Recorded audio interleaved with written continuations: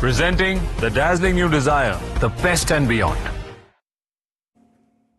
Good evening and welcome. Wherever you're joining us from, we're all set for day 2 of the much talked about big IPL auction. This is Auction Day Live, powered by Maruti Suzuki Arena. We had quite some fun yesterday unpacking the big stories, the unprecedented money that was shelled out by franchises, and understandably so. Something we did predict, something we hadn't predicted was by the second day of the auction, the Perth Test would be wrapped up in record fashion for India. So it's a day that a number of fans for Indian cricket would be thrilled. They can now fully and wholly focus on the auction and how the rest of the pieces of the puzzle come together for the 10 franchises. It's going to start any minute now in Saudi Arabia, and we'll be with you right throughout. As we were yesterday, it's my pleasure to welcome Sridharan Sriram, who's not left the studio. He just had a couple of change of clothes and he's all set after the test. Sri, welcome to you. Thank you. And Adi is here as well to give us his sharpest insight, as he did on the auction table for those many years. Weren't you, Adi? To save money.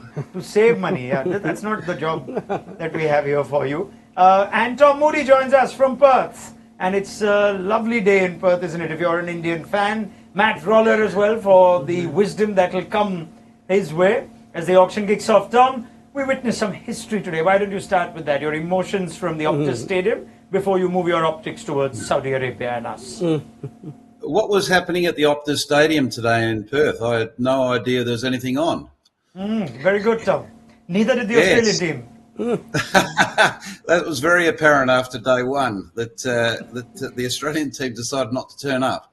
Yeah, look, to be honest with you, I think a lot of Australian fans are in shock with, the significance of the defeat. India, after, a poor first innings, recovered extraordinarily well, led by Jasper Bumrah, their captain, their vice captain that stepped up as captain in the absence of Rohit Sharma. And they didn't really put a foot wrong. They batted exceptionally well after a poor outing in the first innings. Jaswal has answered all his critics around whether he could score runs in Australia on faster, bouncier surfaces. He's done that. Kohli's answered his critics with regards to, where's that consistency we're so used to with regards to Kohli and Test cricket. He's got 100 already on tour.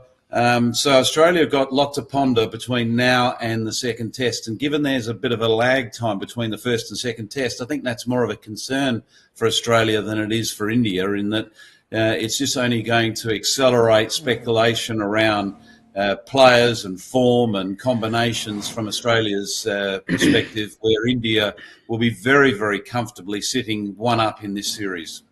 Just one more question before I shift our attention to the auction, Tom. Listening to Mitchell Starc at the end of the game when he was speaking to Star Sports, also hearing Pat Cummins' thoughts, Josh Hazelwood in a press conference in the eve of it, it seemed like the trio of fast bowlers were quite keen, or if I'm reading between the lines, seem to be quite sharp in their assessment that the batters really need to do more. They're not quite happy with what's going on there. I wonder if you can add some context to how they'd be feeling and what that might mean in terms of selection or personnel or people's places and positions going forward.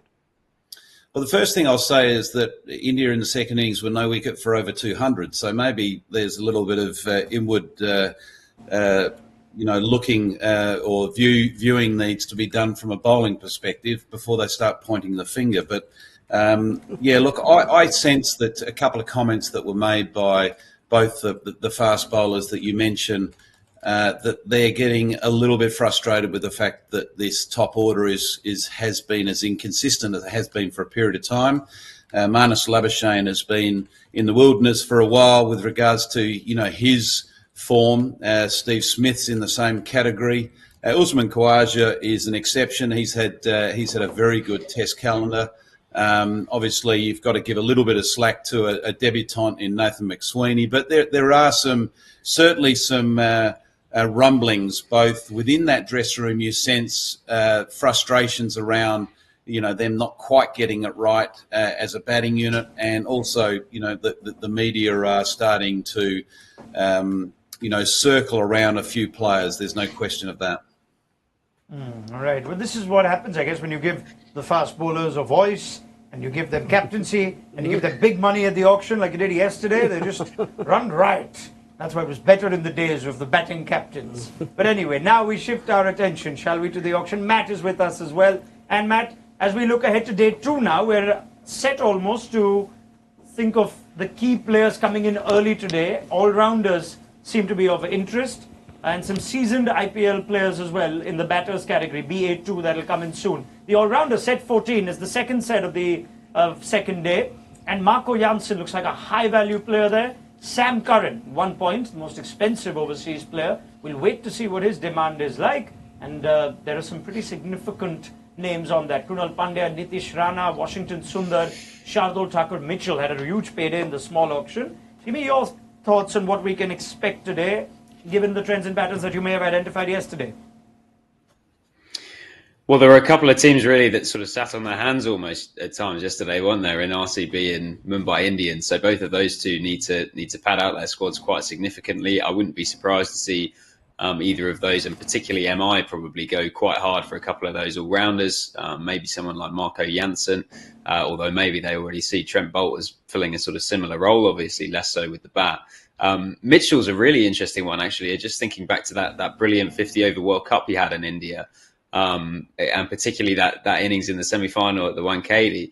I wonder if he's someone that could be on MI's radar given previous success there. But yeah, I think you're right that all-rounders 2 set players, 91 to 97, looks like there could be a lot of the money that's left in the room could fly on that set. Because I think that we're going to have a few teams bidding pretty aggressively for Washington Sundar and for Nitish Rana as well. You'd think that KKR would be pretty keen to get him back if they can. But given the sort of skill set he has as that left-hander as well, you'd think maybe a couple of other teams might be interested too. All right. Well, key numbers are at bottom of screen. Remaining purses, and that puts into context what kind of money we can expect spent. It won't be anywhere near yesterday, but with 30.65, RCB are a story here. They've got nearly twice as much as anybody else going into day 2. How they use that, what their eventual strategy will look like once the dust is settled, we find out today. And yes, Mumbai Indians were conspicuously quiet. Their current squad size is just 9. Add to that just 1 overseas player. We'll also bring up batters number 2, which is the first set of the day, and that's being conducted as we speak now, as the auctioneer Malika Sagar has commenced with proceedings in Saudi Arabia. Mayank Agarwal, Faf du Plessis, Glenn Phillips, Rovman Powell, Ajinkya Rahane, Prithvi Shaw and Kane Williamson. And the last name I mentioned, Williamson, is the first name out on day 2 of the auction. Let's get some opening comments here from Shri and Adi too. This set of batters, I think Prithvi Shaw's very curious story. What he could go for. Will he possibly have a minimal bidding? Is there a case that he may not end up with the franchise, Sri? Yeah, I'll be very curious too, because he's had his ups and downs and more downs than ups of late. So given the history of his fitness and his lifestyle, I'm not sure how many teams are going to go for him. And I really hope that somebody do. And there is an opening at LSG for an Indian opener. Yeah, absolutely. There's also chat on whether Mumbai would be interested at his home ground. We can give you your first story that Kane Williamson, the first player out today, has gone unsold. He joins a list of seasoned international pros, David Warner, Johnny Bairstow, who all went unsold yesterday as well. Tom, quick reaction from a man that you spend so much time with. He has such a fond reputation around the world, even in his IPL circuit. But you understand the unsold nature of Kane Williamson at this stage of the auction? I certainly do. I think there's no question of the quality that Kane Williamson brings to a franchise as a batter, as a leader, as just a character, full stop. But I think that from his point of view, coming out early was inevitable that teams are going to sit on their hands knowing that he'll come in the accelerated stage. And if someone's needing that skill set with that leadership, they'll pull the trigger in that accelerated round. No love for the Kiwis. Not only Kane Williamson, but Glenn Phillips has also gone unsold. Some of us were thinking that perhaps Phillips' recent impact with the Test series in India might trigger him for some interest in the IPL. He's a player who's not had a lot of game time. I think even before the Test series, I think he was a very, very handy T20 player, especially with his bowling improving. I think any team will take an off spinner who can bowl who can give you a couple of overs. So I was looking at Mumbai's direction, but. Yeah, maybe they'll come in later. But Matt, what are these two in particular, and maybe even yesterday, perhaps Bairstow guilty of too high a base price? Potentially, I wouldn't be surprised though, as Adi says, if Phillips ends up getting a gig later on in the accelerated stage, given the sort of the value he can add in the squad. I think at Sunrisers last year, by all accounts, he was a really good bench player. He obviously is an exceptionally hard trainer, and we see the sort of things he can do in the field as well if you need a sub fielder for an overseas player. So, I think that I wouldn't be at all surprised to see Phillips come back and get a deal. Williamson, maybe the base price has cost him with a 2 crore starting point, but I suppose also he's at a stage in life in his career where he doesn't want to be spending too much time away from home for peanuts. Yeah, let's also now focus on the players that likely are to go. Rovman Powell, I think, just came and went. Unsold as well, was it? No. I missed Rovman Powell. He goes to KKR for 1.5. All right, so that's the first sale of the day. Powell at base price. He had a pretty decent payday last auction, small auction. He was the first name out. And Rajasthan, who have seen him feature for them in their overseas sides. And it was KKR and RR, as I remember last year, who were bidding, and it went to 7 crores. So KKR have picked up Rovman Powell. We're talking about backups to Andre Russell, Tom. I guess Rovman Powell is a pretty decent backup at base price. Yeah, I think that's an excellent pickup. He's obviously not going to offer the same quality of overs that Andre Russell can provide, but you've got a very seasoned, experienced T20 finisher, and I think he'd be very happy in that company around Narayan and Russell. So, a good strategic buy by KKR, and they need a few budget buys to catch up. Faf du Plessis, the RCB captain of last year, has been bid at base price, and RCB have now been asked if they want to RTM it. And wow, in a way I feel sad that RCB have not RTM'd Faf du Plessis. So Delhi Capitals have picked up Faf du Plessis at base price for 2 crore. He has parted ways with RCB, and he is now going to head to the Arun Jaitley Stadium. They do have Jake Fraser-McGurk there. They do have KL Rahul there. So how do we see Faf du Plessis as a base price buy for DC, Sri? That's another overseas batter that they've gone for. They've already got Brooks, Stubbs and McGurk. So Faf du Plessis, are they seeing him as a mentor, leader in that group? Because they've got a relatively inexperienced coach. So it'll be very interesting. Yep. I think they have unnecessarily wasted no disrespect to Faf du Plessis, but I don't think he suits at Delhi. Lucknow could have looked at him, or anyone else could have looked at him. Let's see what the thinking is behind having someone like Faf at Delhi first, and then the other side of the story as to why RCB would not even want to RTM him at base price. Tom, they have Rahul and Jake Fraser-McGurk, surely their first choice openers. They've got Harry Brook there. There's still no confirmation of a captain. We're just speculating it could be KL Rahul. What do you sense the thinking is behind wanting Faf du Plessis from Delhi Capitals? Yeah, it's a really interesting one because I don't see him in the starting 11, and to have a player of that calibre and that maturity sort of set to be in the dugout from the get-go, not that he's a disruptive character. If anything, he's the total opposite. He's only going to add value off the field. And I think that's probably what it's about. It's about, we're wanting to build some strong characters, some real experience around this group. You look at Fraser McGurk, Brook, you look at Stubbs, Perel, Ashutosh. There's not a lot of experience there. There's some fine players there, but they're all very young. So to have like a mentor type figure of Faf du Plessis around may be a smart buy. Matt, the other side of the story. Why RCB clearly decided going into this auction that they're not even going to consider the RTM for Faf, even if it's base price? When you lose a captain, it makes sense to some extent to have a clean break rather than having him. He's not going to be a starter with Virat or Salt most likely opening the batting together, and probably makes sense not to have your most recent captain complicating any kind of leadership equation in the dugout.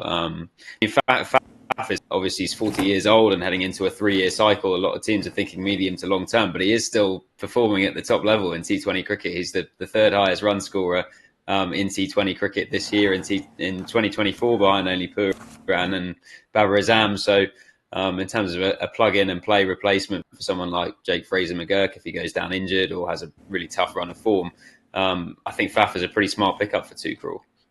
Okay, on that note, big story from an Indian point of view. Prithvi Shaw is unsold for the first time since he entered the IPL. Ajinkya Rahane also unsold. They may come back later in the accelerated round, but I think it's quite significant for a player like Prithvi Shaw. But Mayank Agarwal too, yep. But Prithvi Shaw, I think, had the smallest base price. He had a 75 lakh base price.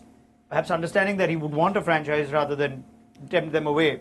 But give me your reaction, Sri, to these three players, in particular Prithvi. Yeah, I think quite surprised. I'm hoping they'll come back and get picked up, but both Mayank Agarwal and Prithvi Shaw have had decent success in the IPL in the past, and clearly people not going for them is a sign that they're waiting for some unknown talent that we don't know, and they clearly believe that these are past their prime. So it's... unlikely that a Rahane or a Mayank is going to remain unsold. They are going to come back. Yeah. I mean, an Indian opener, experienced, yeah. Always a value. Now, I wonder if that would be the same sentiment for a Prithvi Shaw. And I think, Tom, for someone who's followed his path from the time he was here, he's the kind of talent that should have been a mainstay, at least in the IPL, if not for his international side. And here we are now, possibly looking at 10 teams saying, we don't think Prithvi Shaw fits in the squad. Yeah, it's quite amazing, really, because you look at the quality of what he's capable of doing. You know, he's an exceptional talent, but he's clearly, taken the wrong path, both on and off the field, for whatever reasons. And again, I don't know the details of those things. So I've never worked with the young man, but there's no question of his talent. And you think if any format's going to suit his style of play, it's this format. So it is quite surprising, but I think a lot of teams are now a lot more sophisticated with regards to their recruitment and how they go about it. And quite simply, they would have done their homework and realised that there's a bit of a pattern that's happening with Prithvi Shaw, both on and off the field, and they're looking for a fresh start. They're trying to create a new culture, and he obviously doesn't fit that culture at the moment. I think Agarwal, though, is more of a surprising one. I thought LSG might actually have a dart at him, given that they've got that sort of opening, that opening spot at the top of the order. He's pretty reliable. I think if he's given the backing and the trust that he's going to be first pick, I think that he'd settle in and be quite a consistent run scorer. Okay, I think I'm going to try and keep things quick here because it's really happening faster today from day 2 rather than day 1. And big story is that while Washington Sundar is currently being bid on in the all-rounder set, Shardul Thakur has gone unsold. Is that a surprise? Big surprise. Yeah. Why is that so? Why do you think that is? I think his inconsistency with the ball and his lack of wicket-taking ability. He's been leaking runs, and if I can use the word, indisciplined with his radar. Yeah. So that's really cost him, and he's a talented batter, but he's never lived up to his promise with the bat. I mean, one would assume CSK at base price would certainly be interested in a Shardul. It could also be because 2 lots later there's Deepak Chahar, Gerald Coetzee, Akash Deep. There's a lot of very He good might fastballs. also be an accelerated player pickup. That's what we have to keep in mind here. It may not be anything to do with the player. It might just be when they want to use that money, looking at the restricted balance purse for day 2. Washington Sundar to the Gujarat Titans, I think it was, at 3.2. It was GT and LSG that were bidding. I think Washington Sundar has gone to the Gujarat Titans. Right, there's a lot happening, Matt. You can weigh in as well. Lots of players going unsold, including Shardul Thakur. But Washington Sundar finds a home. He's going to Gujarat Titans for 3.2. I think that looks like a bit of a bargain, to be honest. I was expecting the money to go up and up for Washington Sundar. I thought it would be much closer to 6, 7, 8 than 3.2. So I think Gujarat have done really well there, as I think they have generally across this auction so far. I think it looks like they've spent money pretty wisely, and yeah, you could definitely see him playing a role. He's obviously a versatile player. They've got some left-handers already. They signed Mayapol Lumrell last night. I think that he's going to be a pretty good squad option for them. And yeah, Shardul, big surprise to me. I think he's, even though he's had a bit of a turnover of franchises, 3 different teams in the last 3 seasons, you'd think he'll be a useful squad option for someone at least. So yeah, maybe he'll come back later. Sri. Yeah, I think Washington Sundar, even RCB, given the right-handers that they have, he's a left-handed floater who can bowl and who's done recently well in Chinnaswamy. And not even making a real play for him. Yeah. They're very confident that with 30 crores, I think they would have their targets would have been a Sam Curran and a Washington Sundar. Not really sure what they're holding back money for now. On that note, Sam Curran is being bid, and right now CSK are in the lead. CSK have him. Sam Curran, who started I think with CSK, and the RTM option goes to Punjab Kings at 2.4. We'll give you a confirmation of that. Now Punjab paid record money for Sam Curran, so this is going to be a significant pay cut is what I'd assume. 2.4 crore, the team of Punjab discussing now. But Sam Curran, who we have worked with in the past and said he loved his time at CSK, he's this close to going back there. But Punjab Kings have to deliberate on whether they want him. Geez, Punjab, I must say, have taken their time, haven't they? Even right now, you think at 2.4, this is one of the quicker yeses and nos to have. Too many people. Sam Curran, Punjab. Do Punjab need him? Let's have a look at the Punjab. They did a lot of work yesterday. Tom, weigh in on this one. Sam Curran 2.4 at Punjab. Are you activating RTM? I don't think they need to, given they got Stoinis and Maxwell, which we weren't really expecting. We were probably expecting Stoinis, but not Maxwell. So yeah. I think he might find his home in yellow.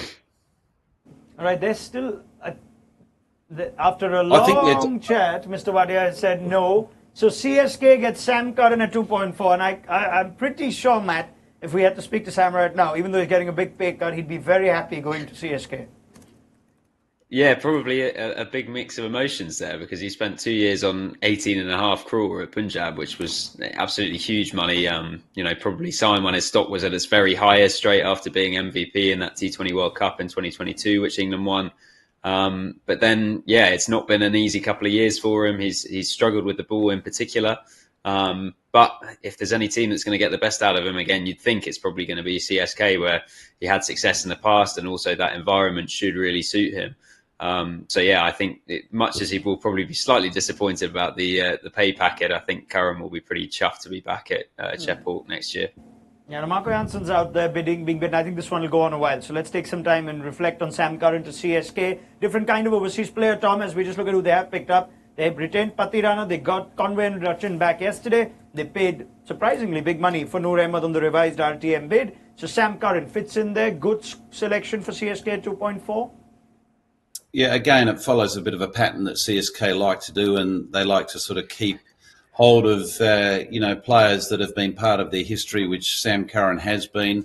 I suppose the fact that he's a left-hander is, one of the questions they have to ask themselves, given they've already got Conway and Ravindra and Dubé and Jadeja in that sort of potential top 7. So, I can't see them, certainly the Conway, Ravindra, Curran combination all playing at the same time. So that's something they'll have to work through, which I'm sure they're more than capable of doing. But, he'll provide a lot as an alternative, maybe more so away from Chepauk than at the home venue. Interesting. Sam Curran. Yeah, I think gives you a new ball option and then bat at 4 if too early wickets fall, and that's something we were discussing. Yeah, I mean, he has been used as a floater before for CSK, and I think with some success. Yes, 100%, and he's a good spin hitter as well. Yeah. Marco Jansen still being bid on. Yeah, Adi. He had pretty good success with Punjab last year at number 4. A couple of half centuries or something. Yeah, I think captaincy also seems to bring out a bit of fight in him, and he was good tactically when he took over from Shikhar Dhawan. But I think they have their captain set now. They didn't want to RTM. I think CSK have their 11 too also with that buy. There's a case to make if you slot in both Conway and Rachin that they have a decent 11. Of course, it's early days. But it looks better now with Curran in it. Marco Jansen's bid is quickly gone to 5.25, and I think this is the player that we're seeing as potentially the most expensive buy of day 2. It's between MI, GT and Punjab. I'm surprised MI have actually pulled out. It's right now between Gujarat and Punjab. And 550 to Punjab Kings right now. Where do we sense the Marco Jansen bid going? I think he's a high of demand player. Rajasthan Royals actually require a player like bat at 7, bowl with the new ball with Jofra Archer. Gives them the balance of that. If they play the 2 overseas spinners to have that all-rounder who can do a bit of both roles. So I think he's a good fit with Rajasthan Royals. So let's talk about where Marco Jansen's game is at the moment, because he wasn't a regular for Sunrisers last season, Tom, and you can understand that with the wealth of overseas options they had. Of course, we saw him in the T20 World Cup. He recently played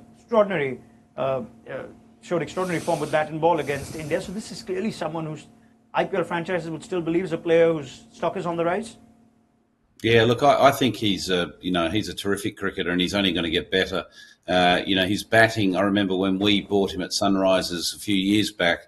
There was a lot of concern about the upside of his batting, but we were confident that time that was only going to get better and better, which it has done. The two teams that I thought that would be bidding hard for Marco Jansen would have been RCB and MI, to be honest with you. I see the swing and the bounce that he could get at one caddy, something that's quite useful, and again, sort of adding to the depth of their batting would be a bonus. Let me confirm the bid, Tom. Sorry, but 7 crore, and Punjab Kings are thrilled that no one bid anymore. And Eswadia's reaction was like, "We can't believe we've got him at 7." So Marco Jansen's going to the Punjab Kings to join the overseas contingent of Marcus Stoinis and Glenn Maxwell so far. But Stoinis to Punjab, 7 crore. Is that a bit of a bargain buy, even considering all things of remaining first on day 2, Tom? I don't think it's a bargain buy. I think it's a good buy. But it's a surprising buy for Punjab. I'd be interested to know exactly what the thinking is, because, obviously, given they've got Maxwell and Stoinis, more so Stoinis in that all-rounders role, where does Marco Jansen fit? And I think they're obviously feeling that, he can nail down his 4 overs and just provide that extra depth to their batting. So he's sort of seen as a bowling all-rounder in this pick against a genuine all-rounder that will, play both roles and have an impact with both roles. Yeah, I think we saw GT interested towards the end, and MI initially. We didn't see RCB really get into this. Yeah. But Punjab as the home for Marco Jansen. What do you make of that? Yeah, I think they don't have an overseas bowler at all. An overseas seamer they don't have. They've got only Akash Singh, so he could partner Akash with the new ball, bowl all faces, bowl a back end as well, and give them that number 7 batting with Nehal Vadera at 6. Yeah, I can only help but believe now that that's perhaps what the long discussion of Sam Curran was at 2.4, that Jansen may be coming next. He's perhaps the preferred target, so let's say no to this and try and get Marco Jansen. See, they might have got who they wanted, but I still think they should have waited for an overseas fast bowler. Jansen, yes, you're not really looking for someone who can contribute with the bat, because you've got enough people. Jansen's proper bowler, isn't he? He is, but would you take him or a Coetzee or a Lockie Ferguson or something who are probably 10, I don't think it's that sort of. I'd rate Jansen up there, if not higher than 100%. At least the names there. I don't know what the best fast bowlers will be today, but yeah, let's get reaction from Matt Roller as well on Marco Jansen heading to Punjab, potentially as a replacement from Sam Curran's role last year. Is that an up for Punjab, a win for Punjab, as Krunal Pandya's bid's going on now? But Matt, give me your thoughts. Yeah, I think absolutely. I think I'm probably slightly more up on Jansen than the guys in the studio have said there. I think he's a fantastic young talent. At 24, he's the right age profile for someone you could build a team around for the next 3 years. And with that overseas spot, even if they start Stoinis and Maxwell and Jansen, there's still opportunity to get a genuinely, top quality overseas fast bowler in there. Someone like a Coetzee, they could still bid big for. They still have 15.5 crore left in the bank. So yeah, I think it's a really good deal, and his batting's gone to a new level in the past year. Yes. Yeah, I would have been excited to see Jansen and Bolt together at MI, but clearly they've not gone for him beyond the first few bids. Now let's look at Krunal Pandya, right? Who we thought was going to be a high demand player, and RCB and RR are going for him. When I have a look at the RCB and RR squads, I think it'll scream why they want a left-hand option. But just having a look at RR, there's Jaiswal at the top and Hetmai in the middle. They still don't have an Indian all-rounder, the exception of Rian Parag, and they picked up a couple of overseas spinners yesterday. And as we look at RCB, you can totally see the logic over there with Kohli and Phil Salt potentially opening, Patidar at 3, and Livingston and Jitesh Sharma to follow. That's a lot of right-hand options. So it's RCB and RR at the moment. Let's try and understand where this bid will go. RR have bailed out, so RCB in the lead. I'm surprised we haven't seen Mumbai Indians. Not yet. For this. We speculated yesterday that perhaps they've taken this big purse for a player that is comfortable with the MI setup, has played for them in the past. Sriram? Yeah, I presume that he would go to MI. That's what I thought, but clearly MI haven't gone for him yet. The auction was just about to give her one of her many final warnings to the rest of the room. But RR seem to have bailed out and are still saying They're waiting. RCB in the lead, Tom Moody, for Krunal Pandya. Surprising we're not seeing more franchises with a bit of interest. I thought it was an absolute shoo-in that he was going to go to Mumbai, and he still may well do. You know, Mumbai might be waiting for the last minute to enter into the bidding process. But to me, it makes a lot of sense that he goes there. Obviously, his brother's there, captain. They're needing spin. Again, they like that familiarity. But yeah, look, RCB need a few things going in their favour, and maybe this might be the first thing. It's not happened because this is funny. Now let's have some fun here. Rajasthan, Dravid said no, and then there was a bit of a pause. She was about to sell, and then they said 1 minute, and they raised their paddle again. What could cause that kind of indecision? Let's ask people at the table who've sat at the table.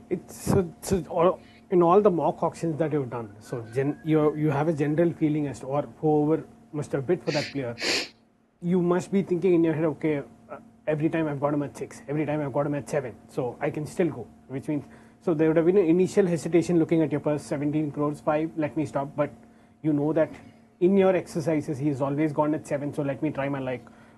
Or in general, the habit for that late bid, as in wait and bid is, okay, 2 more bids, I can chase them away. The bidding is still going on at 575 now. Tom, you can add to that as well. The indecision on first saying no, taking a minute, and now carrying on with 3 or 4 more bids, but it's still with RCB at 575 as things stand. Yeah, I think you do sort of set a ceiling on players, and you go in hoping to get them at that ceiling or underneath that, that ceiling, and then potentially emotion kicks in, and you think, oh gosh, if I just go 1 more bid, you never know, I might be able to secure him, and we can balance out the rest of the salary that we've got for the remaining players. So it can sort of be dragged out from an emotional standpoint. And don't count out Mumbai. I think they might be just playing the long game. I'm going to count them out because I'm as surprised as you and Shri is, Tom. They've not been interested. And the RTM went to LSG. They said no. So Krunal's going to RCB, 5.75 crore. Let's get reactions. And let's start with perhaps a bit of a shock for all of us who thought Mumbai came in with a balanced purse perhaps to secure Krunal Pandya, who might have been one of their top targets of day 2. They didn't even bid. Tom Moody, reaction. Yeah, look, I think it's a good get for RCB at a very reasonable price. They're needing some experience. They're needing some bowling. He obviously provides all-round talent as well, so it gives them a left-hander that they can use up and down the order according to situations. He's more of a defensive spinner than an attacking spinner, so that will suit the home venue. So I think RCB will be very, very happy with that pickup. Yeah, RCB will be happy. I think it's a very good price to get Krunal Pandya, who's got so much experience. His batting has dwindled a little bit over the past couple of years. He's not playing too much cricket, apart from the Syed Mushtaq Ali. He played Ranji Trophy this year. He captained Baroda, captained really well as well. But I think I'm surprised that Mumbai didn't even lift the paddle. And they've got so much money left. And he fits very nicely into that team where he's done so well. They've got only 1 spinner in Karan Sharma. Yes. So I'm not sure where they're going. Mumbai. Yeah. Matt? Yeah, equally surprised about MI not going for them. I suppose that maybe the answer is that they've got 7 overseas spots still to fill, of which 3 will be starters, you'd think, and only 26 crore to do that. So maybe that's the thinking there. But obviously Andy Flower would have spent a couple of years working with Krunal before at Lucknow, and he's the sort of role player that you quite often see in a Flower team, like a finger spinner, and then someone who can float up and down a batting order if you need a bit of stability or you're on a certain pitch. If when they play Chennai away, for example, Krunal could be a really useful player. I think it's a good pickup at that price. Okay, there you go. So RCB seem to be quite busy with the left-handers. Not only have they secured Krunal Pandya, they're also now bidding quite aggressively for Nitish Rana, who's come in on day 2, player that's got high value in most of our opinion, and we thought maybe KKR would try their best to get it back. It's CSK and RCB along with RR who are all interested in Nitish Rana for the moment. Adi. I don't think he's going to fit in at Bombay. If you look at Nitish, you're saying? Nitish Rana. I don't. Right now, the RCB, I'm not really sure why they're bidding for him, because they've got a set of players who are undroppable, or rather who you can't put on the bench. you're not going to make Nitish Rana open or bat him at number 6. Yeah, I think Nitish Rana is looking at a number 4 Number here. 4, they've got that Yeah. number 4 slot with Liam Livingston at 5 and Jitesh Sharma Correct. at 6 and Krunal Pandya at 7. They need that left-hander to break that things up. So there is a slot for Nitish Rana. Yeah, I can totally see Nitish Rana's appeal for RCB for that very reason. They want a couple of left-handers, and Rana is capable of batting 4, 5. Rajasthan also, I think, having lost out on Krunal, are still contemplating. It's at 4 crore now. The bid doesn't look like they're going to have the purse KKR to get him back. So Nitish Rana might well find his way to either RR or RCB. Yeah, RR still interested. Tom Moody, Nitish Rana missed a lot of last season due to injury, but I'm sure the franchises know what he's capable of or still capable of. Yeah, look, he's a proven performer in IPL. He's an appealing player because he's left-handed as well. Good player of spin. It's certainly the way I look at the balance of where RCB at the moment. He's a good fit in there. They need the left-hander as a point of difference, particularly given they've got Salt, Kohli and Patidar, lining up as 1, 2 and 3 at the moment. So he'd slot perfectly in at that number 4 position. Okay, let's put him in a different team now, Tom, and now you can evaluate that because RR have won the bid. RCB bailout at 4 at 4.2 crore. Rana goes to Rajasthan Royals, where he'll join Jaiswal, Samson, Dhruv Jurel, Riyan Parag. Now, your thoughts on Nitish Rana to the Royals? Well, I always sort of had my head around Gerald, but potentially batting 3. So that possibly means that they've just bought their number 3 as a left-hander in Nitish Rana, and Gerald sort of comes down as more of a finisher with Hetmeyer. So yeah, look, a good get for them and a very good price too. Of a player of that experience. Sriram. Yeah, they went hard for Namandi, so that clearly told me that RR want a number 3. So, and they've got a left-hander now, which is even better for them. Yeah, I think they can play around with Nitish Rana, Dhruv Jurel looking at, say, if Jaiswal's out, left-hander comes in. So they've got some flexibility, but that's a pretty sharp pickup at the price as well. 100%, yes. And I'm surprised KKR didn't even lift a paddle. Yeah, I mean, they only have 10, but they could have gone 4 to 5. Yeah, exactly. They could have gone up to 5 at least. If they were looking at him as a captain potentially, but they're clearly not looking at him as a captain. If at all this Nitish Rana buy tells you anything, it's basically means that Sanju Samson has set his heart on opening. So you are going to see Sanju and Jaiswal opening with Rana fitting in at number 3. Yeah, I like Sanju Samson opening. I think he should just way straight away he's take that spot. He would have happily taken it last year as well, if not for Josh Butler and Jaiswal. 2 guys that you want to play. Probably one there. reason they let go of Butler as well. Well, yeah, they've lost Butler, but yeah, Samson's more than capable up there. Match reaction, Nitish Rana to RR. Yeah, surprised that KKR didn't go for him and surprised that RCB didn't go harder given the quality of the player. I think he looks a really good fit at RR. If you look at the sort of the core of the batting lineup that they retained, they've now got a pretty obvious top 6 in terms of the 5 guys, the 5 batters they retain, plus Nitish slotting in there as well, and a really nice balance of 3 left-handers and 3 right-handers in there. So, it could be a situation where depending on which of the openers is dismissed, it's either Dhruv Jurel or Parag who comes in as the right-hander, and then Nitish would be the left-hander. And you can see that combination running throughout the season where they, are sort of flexible depending on who it is that's out first and in which order. All right. Now, as we moved on to our next set, just a recap of the big stories of set 14. Shardul Thakur goes unsold, as does Daryl Mitchell. And Washington Sundar to Gujarat, who the panel opines is actually a pretty good buy at that price in particular. Sam Curran to CSK, much less price than the last cycle with Punjab, but he has fondness and familiarity at the Chepauk, where he has played before. Krunal Pandya goes to RCB. He finds a new home after LSG refused the RTM. And Nitish Rana to Rajasthan Royals at 4.2. Now we're moving to our next set, and Ryan Rickleton in the keeper-batter set has actually been picked up at base price by the Mumbai Indians. Oh, that's interesting. Ryan Rickleton, who's got a high reputation in South Africa. Matt, why don't you tell me a bit more about him? Well, I'm not surprised that it's MI that have gone for him because he plays for MI Cape Town over in SA20 and had a real standout season over there last year. 530 runs. It was him and Van der Dussen at the top of the order for them, ripping up trees really. So yeah, I think looks like a smart pickup.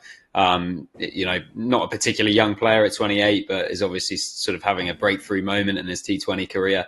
And yeah, quite possibly will be the squad option as a keeper if they have someone else in mind. Would be relatively surprised to see him starting at this point, but yeah, I think perfectly sensible overseas pickup.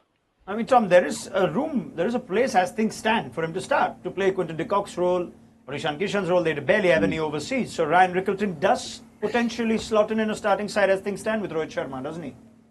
Yeah, 100% he does. And again, there's a bit of synergy there, as Matt sort of touched on, with regards to him being involved in other teams that Mumbai are involved in. He's had a very good 12 months or so, quite a destructive player. I see him in the starting 11 for sure. I thought that Mumbai were going to target either someone like himself or Josh Inglis. They obviously went for their man early and got him cheap. So, you know, that's one overseas player that Mumbai have ticked off at a bargain price. Yeah, Ryan Rickleton, carbon copy of Quinton de Kock.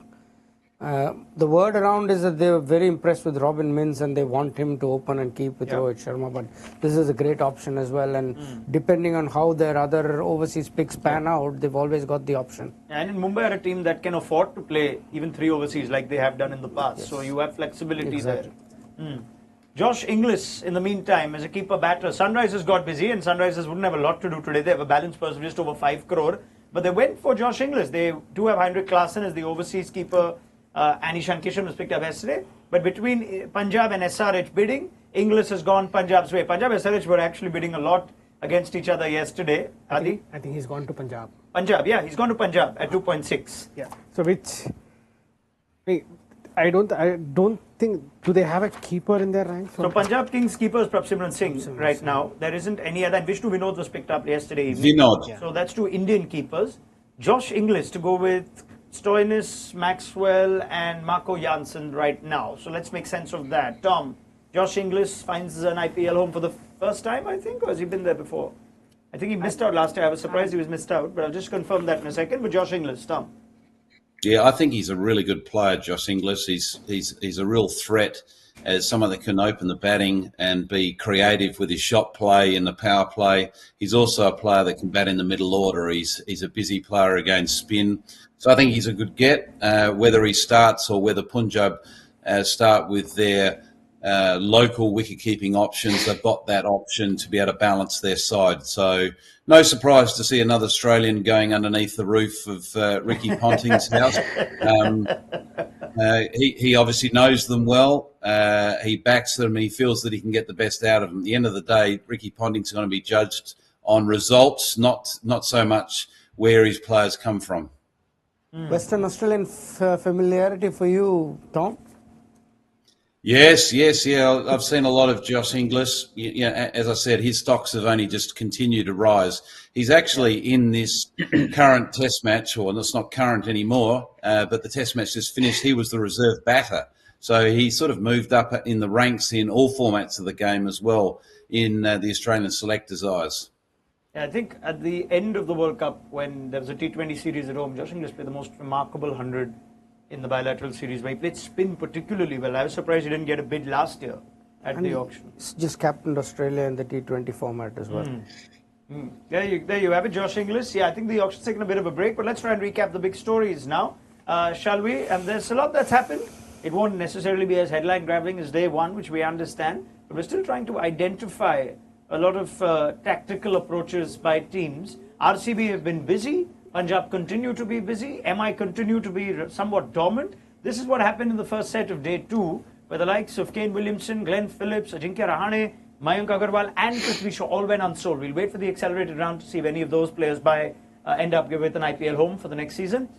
And Rovman Powell and Faf du Plessis at base price to Kolkata and Delhi respectively. Set 14, couple of unsold players, the CSK duo of Shardul and Mitchell from last season. And you also have some bargain buys in the panel's opinion. Washington Sundar to Gujarat, Sam Curran to Chennai.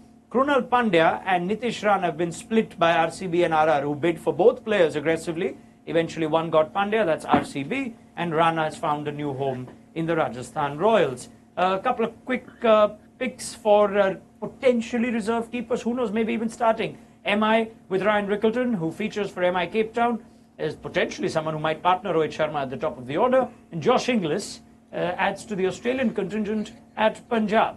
at 2.6 crore, with the Sunrisers showing some interest in vain. Let's take the big stories and takeaways from these two sets and the activity this morning. Sriram, what stands out for you? Went quick, didn't it? Yeah, I think someone had a word with the auctioneer overnight. Yeah, it's gone quick, and I think the prices have surprised me a little bit, given the amount the players went for yesterday. Like someone like Washington Sundar at 3.2 was a steal, given that Ashwin went at 9. Washington Sundar at 3.2, given what he can do with the bat and ball. Sam Curran at 2.4, I think, was another steal. So I think, and Krunal Pandya at 5.75, as well as Nitish Rana. I'm surprised why RCB didn't go harder. And it just fits their bill, batting at 4. So yeah, you have some insight on how sets are decided, because I'm sure there are a lot of players who would have seen, if I'm coming on day 2, that significantly affects perhaps my income tax slab for the next few years. And if Washi was in yesterday at the time that Ashwin was, I can't imagine him having gone for anything less than, maybe 2 or 3 times of what he's gone for. See, I know it has been like this till about a couple of years ago. I'm guessing it's also like this year. So there's an initial 1,500 list which comes out. So out of which the franchisees are told to submit a list of 300, 400 or whatever it is. Right. So generally, and these franchisees have a habit of juggling up names. They generally tend to put the names they want to go below, and the names they don't necessarily want sit right at the bottom, sit right at the top. So eventually, it's just a basic logic. So whichever place appears as many times in the top 100, if there are 100 all-rounders and everyone has asked for Sam Curran, I'm guessing in this case everyone would have asked for Rachin Ravindra, which is why he's right at the top, whereas Sam Curran would have been in the bottom, probably outside the top. It's a rating system in some ways. You look at an average mean of the rating, exactly where they're positioned. That means even though Harry Brook, who's not played much IPL, or for that matter, like you mentioned, Rachin Ravindra, they come in the first sort of 4 sets, and someone like Washington Sundar would have been much lower in terms of ranking by each franchise. It could have been an intentional move by some of the franchises, which probably every franchise has ended up doing it. So everyone would have put Ashwin first and then Washington Sundar next, or rather than Ashwin, Chahal and all other spinners first, and they would have put Sundar next. That's probably the reason for it. Yeah. And just to add to it, so all these 4 players, especially Sundar, Rana, Krunal Pandya and Sam Curran, if they had come yesterday, they would have gone at 2.53x of what they've wanted. Yeah, I can't help but think that has to be true, and it's got nothing to do with the value of the player. But yeah, Matt and Tom can weigh in on this as well as we try and pick the bones out of the initial observations of the first couple of trends. Yeah, Tom. Well, I think with the accelerated round, not that we've hit that stage yet, but that's certainly what happens is you put in the names that you feel are still of interest to you, but you don't sort of highlight them as front runners, and you throw in a couple of smokies, if I could put it that way, ones that you're sort of interested in, but you're not really interested in, just as a bit of a decoy. It surprises me that there's not. For one, we had the discussion last night or yesterday around the all-rounders. Is Ashwin really an all-rounder? For instance, to me, Ashwin is a specialist bowler. He's taken over 500 test wickets, as a specialist spinner. He's not an all-rounder. Yes, he scored some runs, but you can't really put him in that all-rounder category. And so it is the luck of the draw, and there's certainly some better buying today than there was yesterday. Matt, weigh in, please. Yeah, well, I'm just shocked really about the lack of money that was spent in set 14, the all-rounder set. I think if you looked at the 7 players in there, I was expecting firstly that all 7 would sell, whereas Shardul Thakur and Daryl Mitchell both unsold for the time being.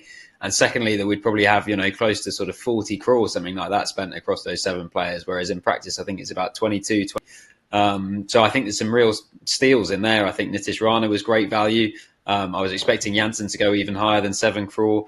And both Washington Sundar and Sam Curran pretty cheap pickups as well for Gujarat Titans and Chennai Super Kings. So I suppose it shows that there are still teams out there who are looking for starting overseas fast bowlers, so maybe saving up some purse for that. I think particularly in the case of RCB and MI, who both have a lot of money to spend. But yeah, I was very surprised by the lack of cash that was thrown around in that all-rounder set, even when you consider there's not anywhere near as much on the table today.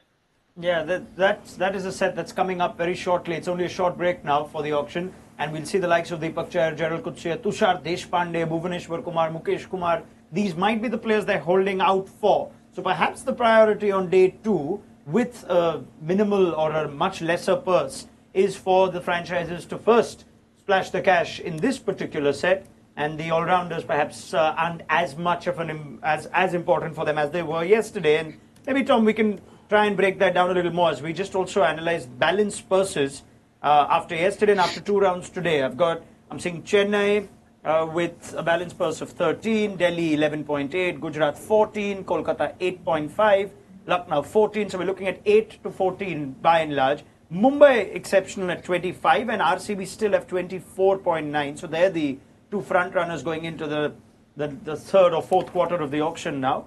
And RR and Punjab also 12, 13, SRH the lowest at 5. So you have a lot of franchises between, say, 10 and 12, 13. That's the average. A couple of franchises in single digits in SRH and KKR. And 2 franchises with almost double the balance purse, 24, 25. Now, how would that have perhaps played into strategy on day 2, and try and balance that out with what everyone's saying on why money was not spent for the all-rounders or the other players that we've just seen? Yeah, look, I sort of looked at the various balance of the squads after the first day, and what was screaming out from an overseas standpoint was fast bowling. Nearly every team either needs a first pick fast bowler in their playing 11, or they need a backup. For this, look at Rajasthan, for instance, they'll need a backup for someone like Jofra Archer, because you can't guarantee, one, that he's going to be available for all those 14 group games. So, yeah, I think a lot of people are just keeping their gun in the holster, really, if I could put it that way, with regards to, wanting to make sure they really get this fast bowling selection right. And it takes me back to yesterday, and we always go back to RCB because we know that's an area that they desperately need to continue to build a strong core of players around. When Mitchell Starc was not continued to be, bidded on at the level that he was bought, which was a tick over 11 crore, I still felt that there was some value for RCB to go there, particularly given his history there. But, it's going to be very interesting. I think this is where the money's going to be spent, is amongst these fast bowlers. All right, and the auction resumes. As the fast bowler set, this is a very intriguing set. Some money is likely to be spent here, or certainly more players will be likely to be picked up here and not go unsold. Tushar Deshpande is the first name out. CSK and RR are in business with the bidding, which started at 1 crore, and we're already nearly doubling that. So you have Tushar Deshpande, Akash Deep, Lockie Ferguson, Bhuvi and Mukesh Kumar, Gerald Coetzee, Deepak Chahar. Right. We see almost all those names finding a team? Yeah, more or less, because I think RR don't have a domestic fast bowler apart from Sandeep Sharma at all. And they've got 2 overseas spinners, which means they've got to have an Indian fast bowling lineup. So they obviously will go for all the domestic fast bowling talent, and Tushar Deshpande is someone they see as a potential new ball partner to Jofra Archer. I mean, Tushar Deshpande, currently CSK and RR added, it's about 2.8. Balance purses for both teams around 13 crore, 13.15 to RR and 13.2 to CSK. So it's neck and neck. This should be fun. What's the value of Tushar Deshpande? I think CSK would really want to pay good money for him. Tom? Well, he's been a terrific servant, and MS Dhoni's got the very best out of him. So I think there's no surprise to see they're wanting him back. It sort of, again, follows the trend that Chennai like to follow, is keeping their assets, whether they're buying them out of the auction or retaining them.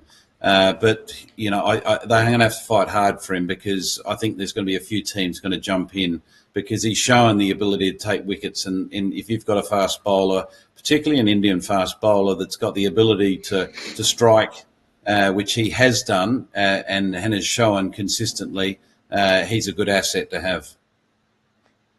It's 2 teams with 13 who are going at him, but what are RCB and MI doing? In particular, MI. RCB been active today. They've picked up Krunal Pandya at least. MI, what's going on with MI? Tushar Pandey would be an absolute fitted perfect fitted Bombay. Deshpande, yeah, he's a Bombay boy. He's played at the Wankhede. He knows how to bowl in smallish venues. He's got that very good bouncer. The Wankhede pitch would suit him. I thought Bumrah, for sure Bumrah's bowling partner is sitting here in this lot.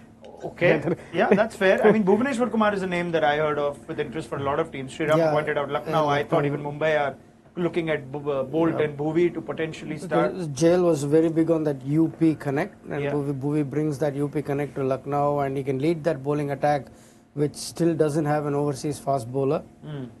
Or an experienced Indian pacer. CSK's, the bid for Tushar Deshpande has gone to 6.5 with the Royals in the lead.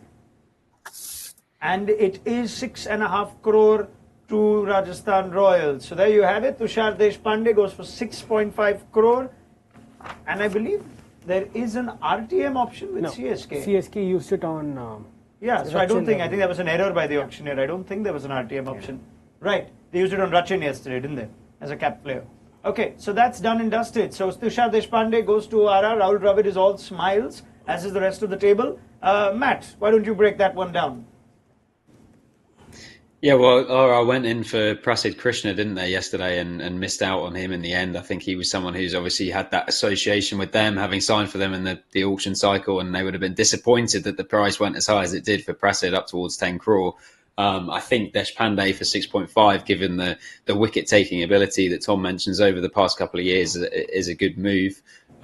Because he can be expensive at times, but his bowling strike rate has been really good, and that's, I think, pretty crucial in the era of the impact player. If you can take early wickets with him and Archer, then that's a huge boost. Good money then, Tushar Deshpande.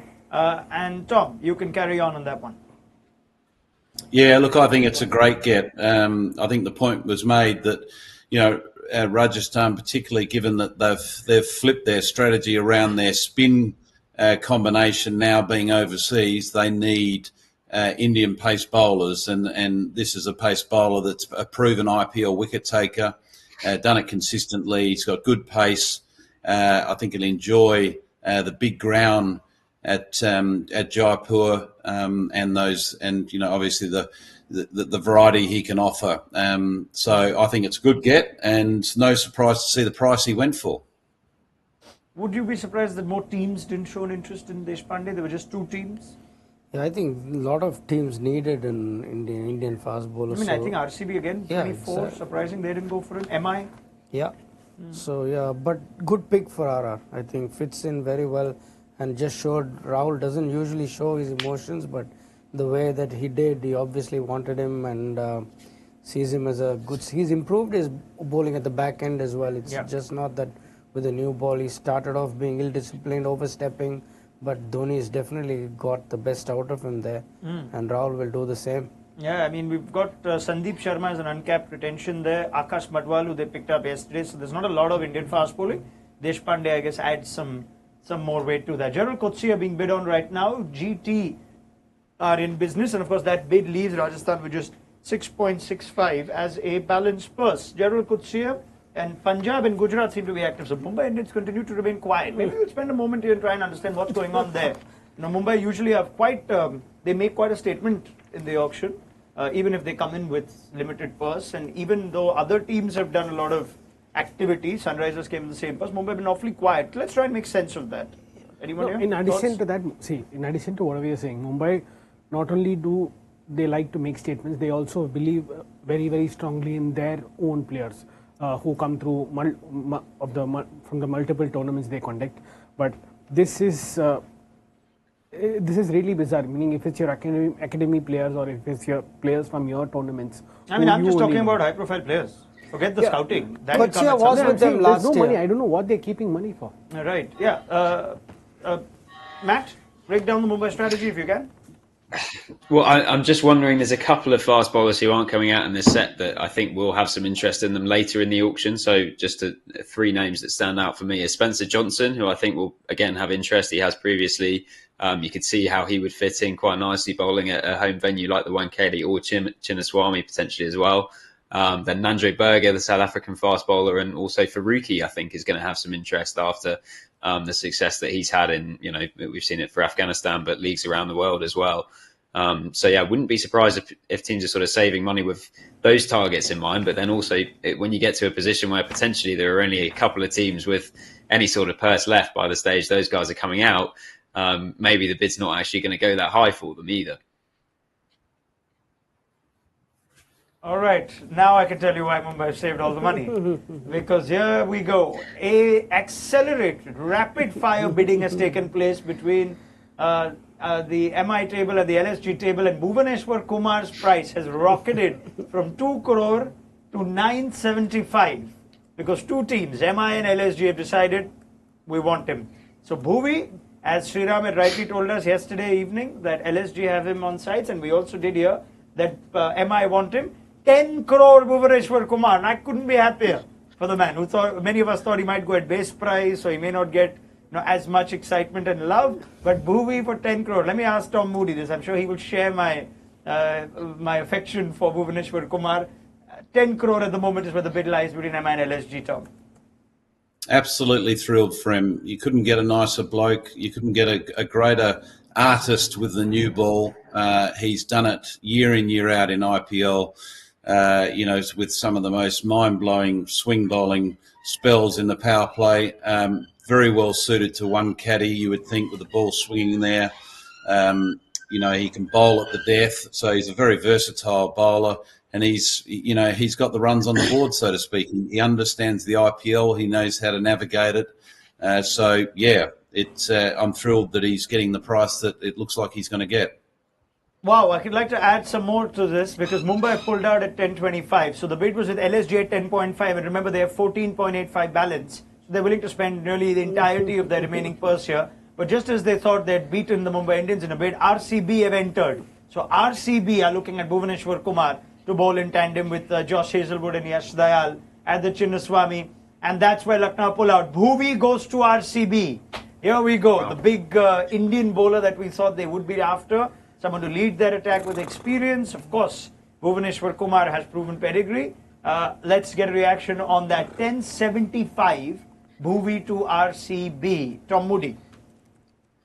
Yeah, look, we know that RCB need the bowling. Bhuvi's probably got mixed emotions, thinking, "Wow, that's a nice payday." But then the daunting thought that, okay, I've got half of my games at Chinnaswamy Stadium. The ball does swing there, though. So, Bhuvi's, deadly accurate, and swing can be your friend in the new with the new ball.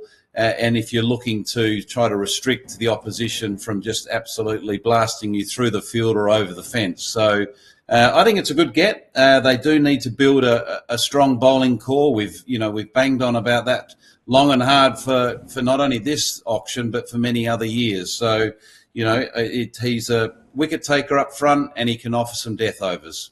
10.75, Sriram, Bhuvi. So another specialist new ball bowler. That's my only concern. Hazlewood, death bowling is not his forte. Bhuvi, again, terrific new ball bowler. Has improved his death bowling, but the pace at which his Yorkers come are not what it used to be. Yep. And Yash Dayal, again, a new ball bowler, a swing bowler. So they've got three bowlers of similar strengths. They don't have that. They miss that Natarajan kind, Harshal Patel, Natarajan kind of bowler who can control the back end. They've got the experience, Hazlewood and Bhuvi, but you sense Dayal improved though as a death bowler. I think pace off was sort of something he was working on and improving upon. It was only one season. Yeah. So at Chinnaswamy, it's a relentless ground, and I think Yorkers by numbers have been the most effective ball at Chinnaswamy, and nailing those Yorkers, and margin of error with those Yorkers have been so little. RCB came in for one bid at 10.50 and took him away at 10.75, and they had the big balance purse, which has now been trimmed by nearly half. Like Sriram pointed out, basically they've got 3 one-dimensional. So Hazlewood can still pull it off at the end. He can give you 1 over. Yash Dayal is more power play and middle overs, and again Bhuvneshwar Kumar. I mean, I feel happy for him. I think if I'm not wrong, he started his IPL career at RCB all those years ago. Before he went to Pune Warriors India, he started at RCB. Yeah, it was very And this is the baby most, at that time. and this is the most he's ever gone for in an auction. Yes, So yes. personally, feels up for him, but I don't think he's going to be very happy about it because he's going to be playing at Chinnaswamy. I think he'll have no problem at all. Let me put it this way: Sriram. if RCB don't get new ball wickets, they are going to struggle. Okay, that's interesting. Now, I personally think that an experienced bowler like Bhuvi at RCB, a senior Indian bowler, great team guy, would actually be great value to them. And I think yesterday has improved. Josh Hazlewood for me is an interesting one, whether he adjusts to the Chinnaswamy well. But what about the concerns of the panel here, Tom, when it comes to Bhuvneshwar Kumar and the potential one-dimensionness of the RCB pace bowling lineup, which isn't necessarily proven at the death? What's your take on that? I find it, yeah, look, I agree with some points, but I beg to differ with a few others. There's very few bowlers in the world you could sort of say are absolute masters at the death. Patarana, Natarajan, you can't even count on one hand the players that you would bank Bumrah, on. that's it. Bumrah, Arshdeep, and then that's pretty much it. Bumrah is another one. And to me, Hazlewood has improved enormously with his ability and skill to bowl at the death. Bhuvneshwar Kumar has done it for India. He's done it for Sunrisers for years on years. He's not just a specialist new ball bowler. He's an outstanding new ball bowler. There's no question of that. But he's got the skills, whether it be the Yorkers, whether it be the various slower balls that he has on offer. I think he's very capable. I wouldn't be leaving any more than one over for him at the death, but he is more than capable of bowling, whether it be the 19th or the 20th over, to share that with other bowlers that are within their stocks. Okay, and on that note, another Kumar is being quite the story of interest. 6.5 for Mukesh Kumar as Punjab, and I think it was CSK and then one more team that were fighting it out. However, right now, Delhi Capitals have activated the RTM. So Punjab have to give in a revised bid, which from 6.5 has gone to 8 crore. And I believe the RTM has still been enabled. We'll just wait for confirmation. 8 crore has been Punjab's revised bid for Mukesh Kumar. Let's get a reaction on that. I think Mukesh Kumar is very good death bowler, improving. Yeah, again, it's another Indian bowler. They need an overseas bowler. They've got Marco Jansen, but very improved, very good, very skillful bowler, no doubt about it, Mukesh Kumar. Yeah, Arshdeep and Mukesh are quite a nice death bowling, reliable package towards the end there. I believe Nagaraj Golapur has actually joined us here. So let's get Naga's thoughts on what he's seen unfold.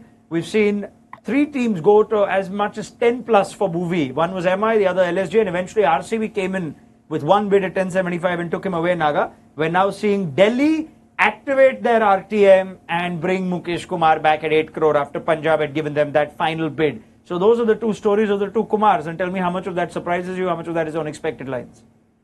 Both expected. Bhuvi, maybe we'll quickly touch on Mukesh because that's the latest bid. I think Mukesh was going to be the RTM in the morning, I was told by don't ask who. And so, because that was the only RTM left and probably the only player left also, so no surprises there. But Mukesh, he has kind of, I think he has impressed a lot, especially Saurav Ganguly when he was there last year as a team director. Though Ganguly is not actively playing a role at auction table, his views have been taken. And Mukesh is actually a good Indian experienced bowler. You just mentioned it yourself about his death bowling. He can also swing the ball. He's kind of he's kind of a guy who goes underrated because there are others always in terms of wickets, etc. Those numbers don't stand out, but in terms of his ability and the potential that he's rated among the think tank. Tom, as far as Bhuvi goes, sorry, I'll come back to you, Naga, just a second. But Tom, Mukesh Kumar to bowl alongside Natarajan, Mitchell Stark, with Aksar and Kuldeep there, Mohit Sharma potentially in the squad too. That's coming together quite nicely for Delhi Capitals. Yeah, there's no question Delhi Capitals are starting to, build a formidable squad. Yes, they're playing at a venue that is a high-scoring venue in Delhi. They've got the skill set to be able to take wickets in the middle of the game with Kuldeep, who's been outstanding, and they've got great skills with death options and new ball options. So they're ticking all boxes at the moment. So they're shaping up very, very nicely. They just now need to crown their captain, which is more than likely going to be KL Rahul. All right. Mukesh Kumar, quick reaction. Yeah. Setting up in such a way that they'll play 3 overseas batters and mid-stock. So that's how they're setting up with... Very good, yeah. It's basically the reverse of what Delhi used to do. You remember when they had Pant and Nair, it was all Indian batting, and then they had Nokia, Rabada, and sometimes a third overseas player. So I think Mukesh Kumar is absolutely worth it. They probably have the best death bowling attack right now. So with Mukesh, Kuldeep, and Natarajan, so they're absolutely solid buy. All right. Looks like Deepak Chahar is now being bid on by Mumbai as perhaps the next in line after Bhuvneshwar Kumar's bid did not go their way. Naga, sorry, let me come back to you. You can complete your point on Bhuvi, and we're seeing MI and Punjab at the moment battle it out for Deepak Chahar, who once again is looking like he's going to have quite the auction payday. It's already at 675 and counting. I mean, MI are desperate for a Indian bowler. You can clearly see the amount of what do you say? They went till 10 crores probably. I think. Yes, for Bhuvi, yes. But Bhuvi is. Yeah, Bhuvi, I think all the franchises that bid for Bhuvi, they rate because what Tom has already spoken about, because of his death bowling skills especially. He's also will become the bowling leader. He becomes the mentor, and he's a kind of a guy who, especially when the conditions are swing friendly, he can do a lot. And there's a lot he offers. So yeah, clearly not a surprise. I didn't know whether he would be the most expensive player on the day, probably, but I didn't. What didn't surprise me is the number of teams going, but what did surprise me is maybe the number. Yeah. Now at this moment, MI and Punjab Kings are the ones who are deliberating over Mukesh. MI have twice the balance purse, and now with the RCB acquisition of Bhuvneshwar Kumar, they're pretty much they've got the chip lead on this table, and they've gone till 775. I guess at this point, I know it's only a question of the skill that you want, but I'm sure there'll be fans thinking Deepak Chahar's always had a track record of injury, not being someone you can guarantee 14 games on. So at what point do you sense that this number makes sense? Because MI did decide that beyond 1025 we're not going for Bhuvi, but they're still up to 8 crore for Deepak Chahar. Sriram?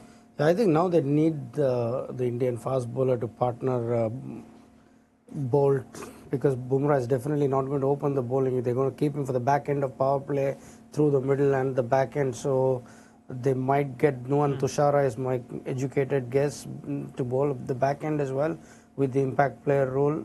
So Deepak Chahar fits their bill to partner Bolt with the new ball now that they haven't got Bhuvi.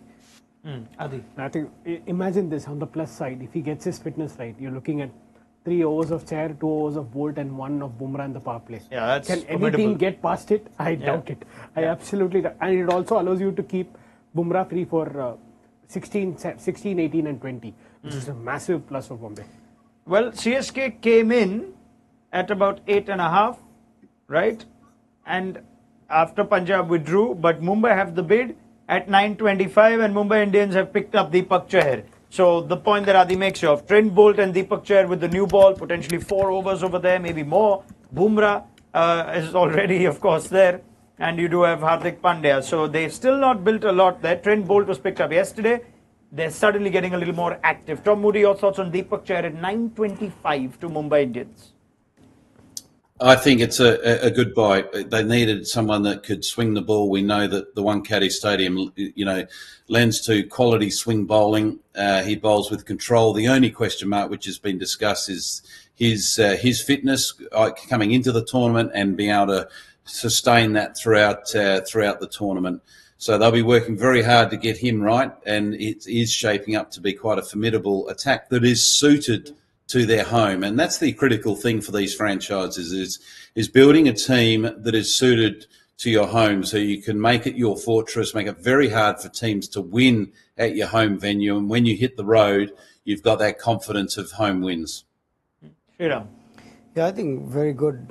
Again, let me clarify, I had nothing against Bhuvi, but just that RCB picked him up with similar kind of bowlers was what my concern was. I have no reservations against Bhuvi's dead bowling prowess or anything, but just that Deepak Chahar kind of Bhuvi suits Mumbai more than RCB and Lucknow more than RCB. That was my only thing. Yeah, so MI for Deepak Chahar, you sense very good. smart buy, good buy.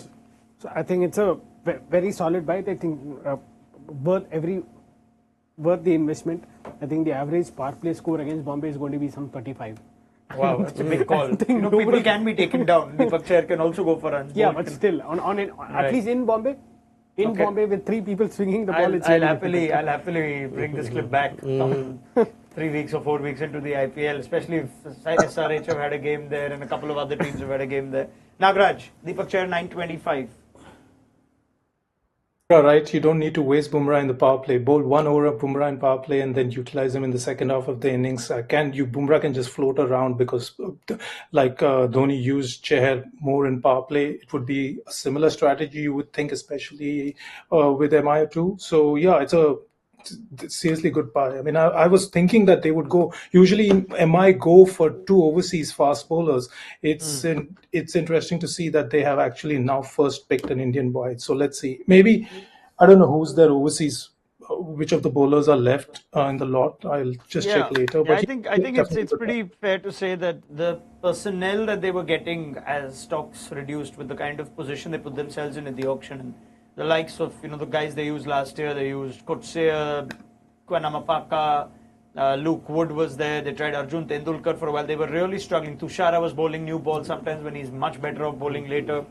So yeah, I guess MI have identified that power play was a key aspect. Trent Bolt there for 10 plus and Deepak Chahar now. So to answer Naga's point, there's one more left in this very lot. Lockie Ferguson. Yeah, we come to Lockie. For now, Akash Deep. So this is a set that's really where the cash is being spent. So Akash Deep, 8 crore has been sold to LSG. RCB were interested, but Akash Deep has gone to Lucknow. Lucknow were unable to get Bhuvneshwar Kumar going 10 plus. They've got Akash Deep, who of course is with the Test team in Australia as we stand. Now, Sriram, we haven't seen a lot of Akash Deep in IPL or T20 cricket. Limited game time for him at RCB, 8 crore at LSG. Your thoughts? Yeah, looks like LSG are going to go the other way of Delhi, play overseas batters and play all Indian bowlers. Because that's the way they've stacked up so far. Yeah.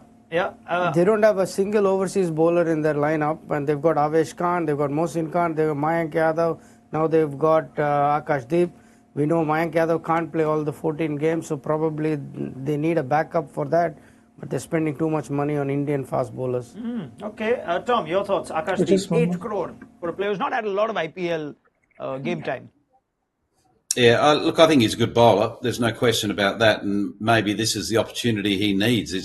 Is a clear platform to be able to get games and prove himself as an IPL bowler.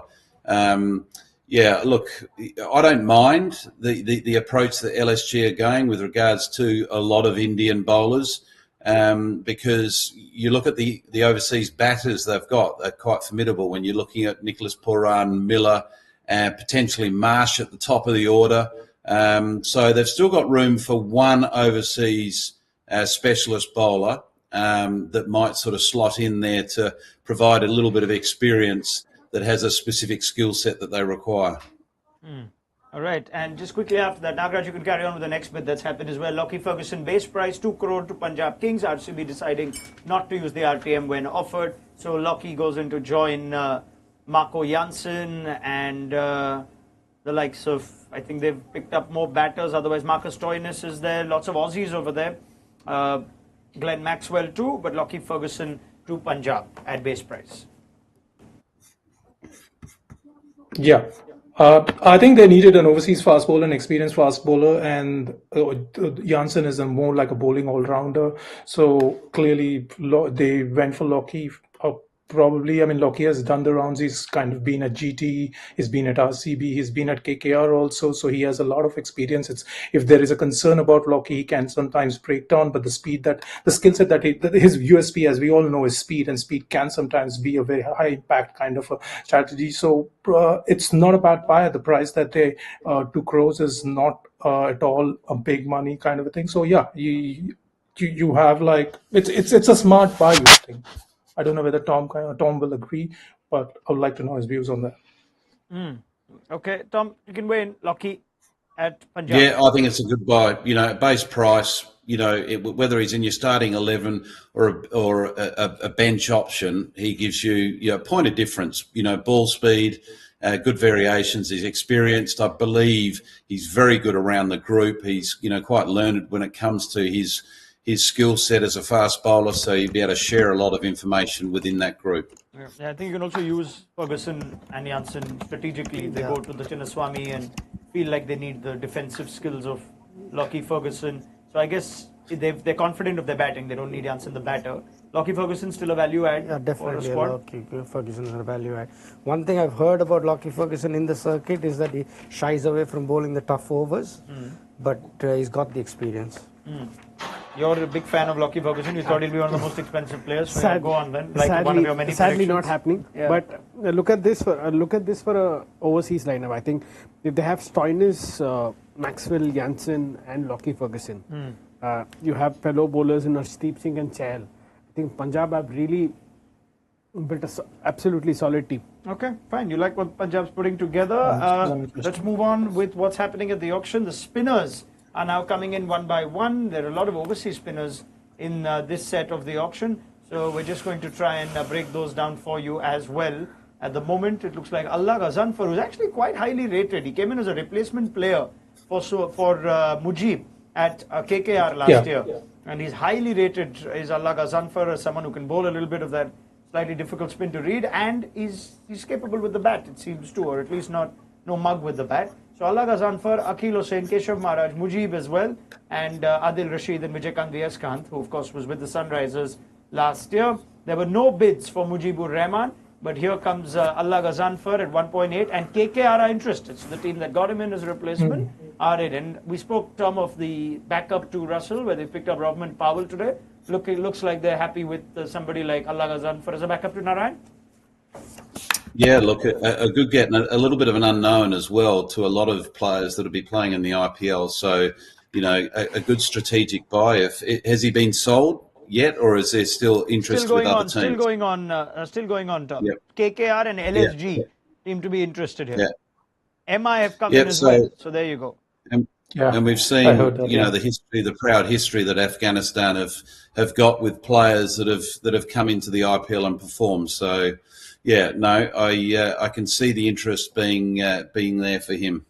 Yeah, I think Nagaraj was in high praise for Allah Mohammad Ghazanfar in one of our chatter videos, wasn't he, Nagaraj? You were looking at him to be the X factor who could go for big money. There's not a lot of money left, but it's nice to see three teams at least. MI and KKR at the moment have taken Ghazanfar from 75 lakh base price to nearly 4 crore. He's at 3.6 as the bid stands and rising. Yeah, I like this scouting duty. I think Ghazanfar is why I heard that from the scouts is that he's a mystery bowler. He's much more dangerous than Mujib. Mujib has fallen off the tracks in that sense in terms of fitness, etc., and became a little bit more predictable. Ghazanfar has kind of made the impact. Apparently, and a team like MI is looking for him also because they've been on the lookout for a wrist spinner for a long time and they've not been successful in getting. So I'm not surprised MI is going for someone like him. In terms of his recent form, he got a 6 first, so there's a recency against Bangladesh recently in the UAE. So there's that recency bias also about him. And the mystery spinner always excites franchises or any kind of in the T20 circuit. So it's a no-brainer that he's been sought after. Yeah, absolutely. And Ghazanfar, I saw him a bit at the Under-19 Men's World Cup as well, and he's now capped for the senior team. Runs in and bowls like your front of the hand, like a Chakravarti almost. So he's in that mold. And again, younger, more reliable, as Nagaraj points out. Mujib has missed a lot of game time. And I can tell you that the bid's gone to 4 crore. KKR have a balance of 855. MI are interested at 1585. So Ghazanfar could have a good payday over here. I think already at 4.2, Sriram. For a spinner who's not played in the IPL. I think when Rashid Khan came in, when Mujib came in, there was always that interest because people haven't seen him. And especially the overseas batters, they're always vulnerable when something different comes out of the hand. So I'm surprised even GT might go for him because they've missed out on Noor with that RTM. So given that there is a Rashid Khan connection there. I think there's something also, a storyline that's now set that is here to stay, isn't it, Tom? And I'm sure you'd appreciate this given your role in the formative years of Rashid Khan's IPL career, that there's a generation of Afghan players that are now bowling spin and very ahead of its time or current with its time spin. And there are IPL franchises that one after the other will look to value it. Rashid, Noor Ahmed, Mujib in the middle, now Ghazanfar. And this is a storyline that seems here to stay, which is quite nice. It is nice. It's obviously Rashid Khan was the trailblazer, and to be fair, Muhammad Nabi was part of that story. But again, it just shows you the value of something that's a point of difference. We've got it with pace bowling with Matisa Patarana from Sri Lanka, and we're seeing an increasing number of mystery style bowlers, not your conventional spinners. That provide that mystery where you can beat the bat on both sides and be unpredictable. So, and they have, over the short history of T20 cricket, you look at all the highest wicket takers with the best return, they're all spinners. And confirmation, 4.8 crore, very happy MI table as Allah Mohammad Ghazanfar will go to the Mumbai Indians. They only had Karan Sharma as an Indian leggy they picked up yesterday. So here is Ghazanfar. Sriram, your thoughts? Yeah, I think they can play 3 overseas bowlers. That's how it is because they've got their Indian batting sorted. They need an overseas finisher. Carry on, sorry. What's that, Sriram? They need an overseas finisher, but they're in line to play 3 overseas bowlers with Bolt, Ghazanfar and probably one more. Adi? I think he probably walks into Mumbai's 11, maybe even if not for all matches in Wankhede. I think he probably is very likely to play, and Mumbai have the luxury, like Sriram pointed out. So they have their top 6 sorted out with just one overseas. There's Bolt, and he's the third overseas player. So Mumbai always like playing 2 overseas fast bowlers, which, despite playing this fellow, they can still get the second overseas fast bowler also. So it's very smart buy. I think Mumbai, after struggling for 3 years, they finally got a proper spinner. Yeah, he's a power play option as well. Yes, he very much becomes one. They've got lots of power play bowling, but as spin, as variety, there is that. Tom Moody, let's talk a little bit about Allah Mohammad Ghazanfar, likened to mix of perhaps a Mujib, backup for Sunil Narayan last year. We know he bowls a bit of what we call mystery spin or front of the hand. Just your thoughts on that kind of bowler and the reputation from what you've seen and heard, and how he fits in at the Wankhede with MI.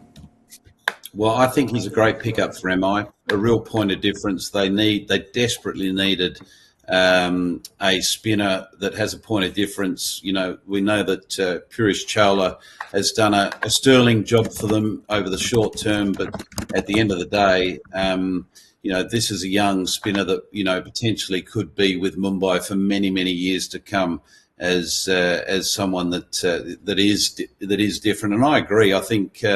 Sri said, on just earlier about Mumbai playing the 3 specialist bowlers. They can afford to get another quick now to partner Bolt. You've got the specialist spinner. They've got every box ticked, so they're very much on track.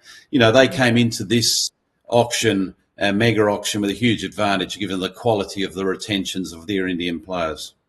Yeah, and they seem to be maximising that. They aren't really spending an obscene amount of money on any overseas player, and you could see the clear strategy with wanting Bolt or one of Bolt and Archer. Other than that, I don't think they've gone too high on any other player. So we'll do that as an end of auction analysis for them. But Nagaraj, your thoughts as well on how the Mumbai team is shaping up now?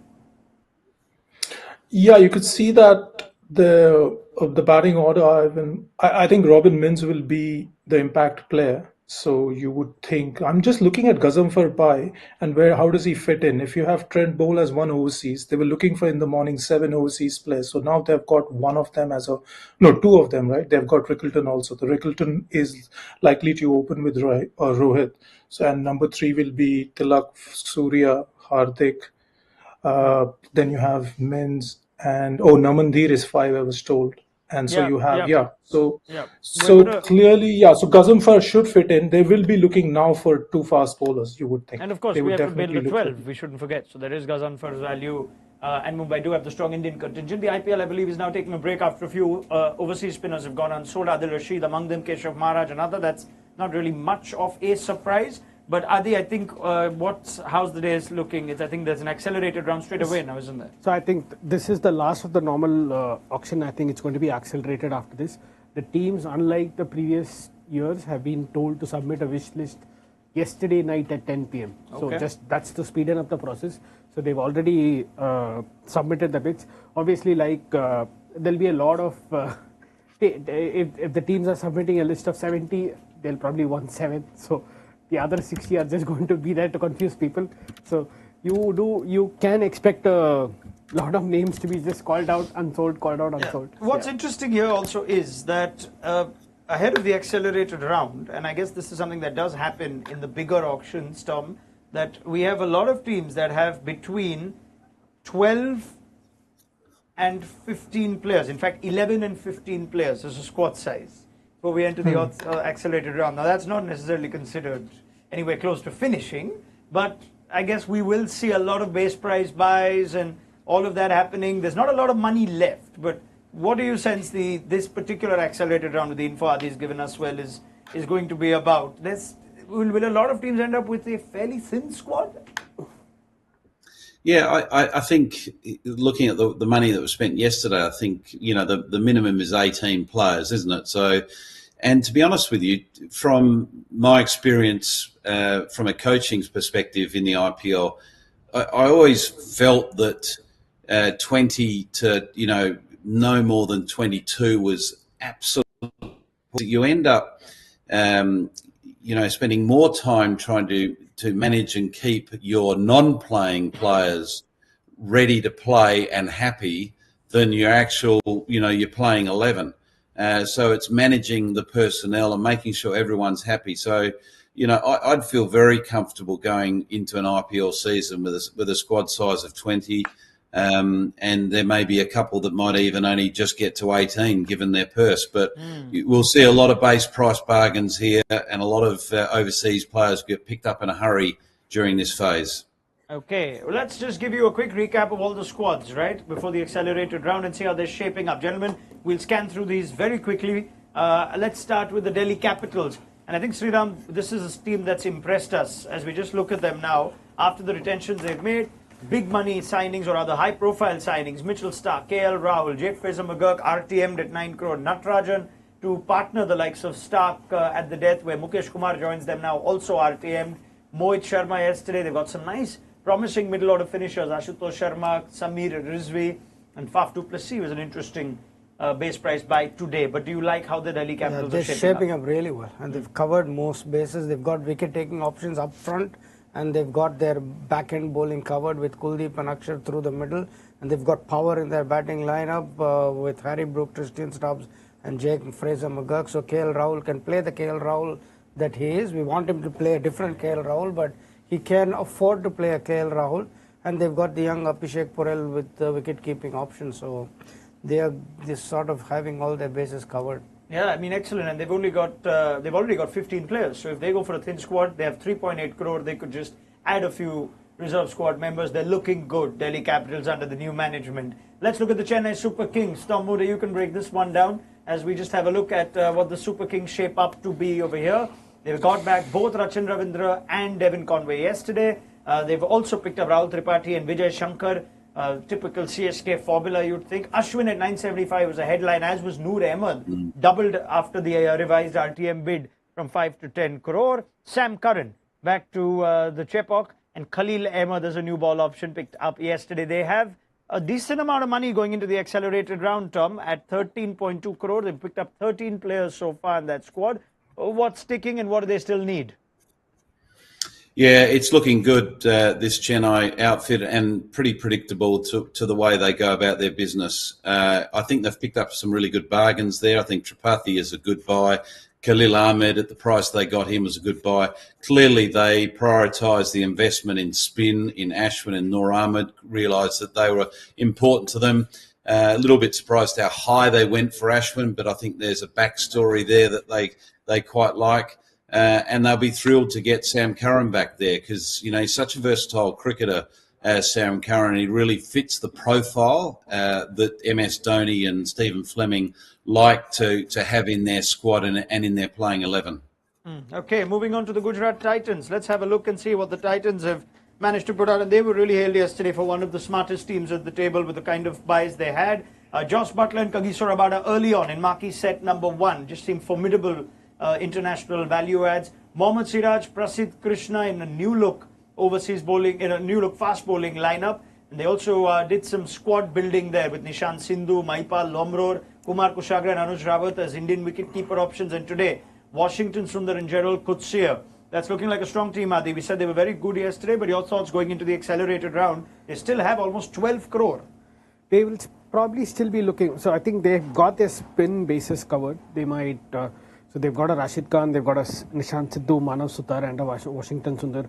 They will still be out. They don't have a backup overseas opener or a backup Indian opener unless they have plans for any of their domestic players. So that is something they need to look out for. And if you look at their batting covers, there's only Mahipal Lomrar and Anuj Rawat. So there's no other cover. So the batting covers are going to be the biggest goal for them. What's interesting also over here, I guess, is that a lot of overseas slots are still vacant.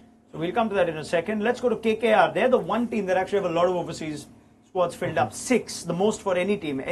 All the other teams have between 3 and 5 overseas slots at the moment. So KKR at 6. Nagaraj, you can break this one down. They picked up Rovman Powell earlier today, and they did most of the heavy lifting yesterday, didn't they, with the acquisition of Venkatesh Iyer at an extraordinary amount of money. They picked up Quinton de Kock and Remanullah Gurbaz, potentially at the top of the order. Andrik Noke for Mitchell Stark's role. Raghuvanshi bought back at a high price, so too Vaibhav Arora. They're going to go into the accelerated round with just under 9 crore, having picked up 14 players and 2 overseas slots left. Your thoughts on what they could possibly be looking for still?